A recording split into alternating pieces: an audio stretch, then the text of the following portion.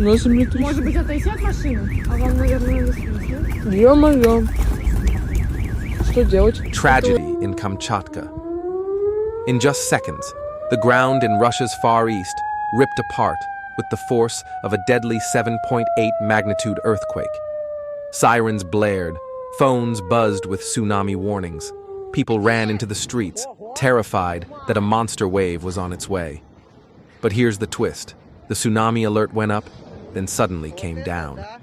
Why would officials sound the alarm across the Pacific only to cancel it hours later? What really happened beneath the ocean floor near Kamchatka? And could this be just the beginning of something even bigger?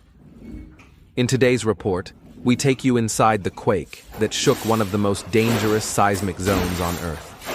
We'll uncover why aftershocks this powerful were expected, why the tsunami panic spread so quickly, and most importantly, what this means for millions living around the Pacific Ocean. Here's what we know so far. Time and date. The earthquake struck in the early morning, around 6:58 a.m. local time in Kamchatka, jolting residents out of bed. Magnitude. A powerful M7.8, strong enough to cause serious shaking over a wide area. Location. Offshore, roughly 120 to 130 kilometers east of Petropavlovsk-Kamchatsky, in the active subduction zone where the Pacific Plate dives beneath the North American Plate. Depth. Shallow focus. Exact numbers may vary by agency, but shallow quakes tend to shake harder and trigger faster tsunami evaluations. Tsunami status. Alerts and advisories rippled across parts of the Pacific soon after the quake. As tide gauges and deep ocean sensors reported only minor sea level changes, many warnings were downgraded or lifted within hours. Damage and casualties. Early footage showed cracked walls, swaying buildings, and evacuations. At this stage, reports suggest limited structural damage, but assessments continue. Context.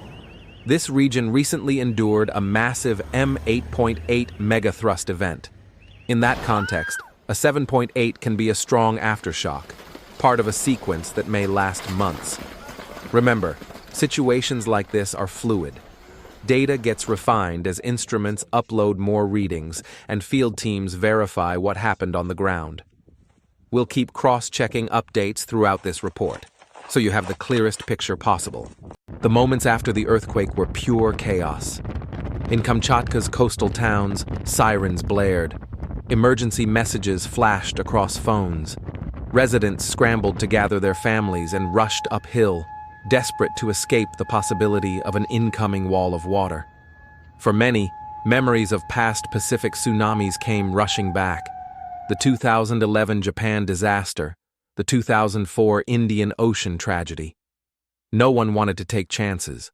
Shops closed instantly, traffic jammed as cars tried to leave coastal roads, and some families abandoned vehicles to run on foot.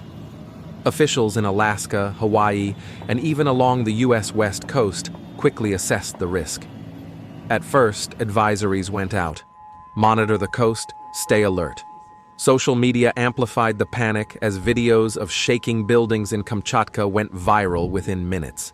And then, confusion set in. Within hours, agencies began to downgrade the warnings. Tide gauges showed only small fluctuations, centimeters, not meters. No destructive waves were racing across the ocean.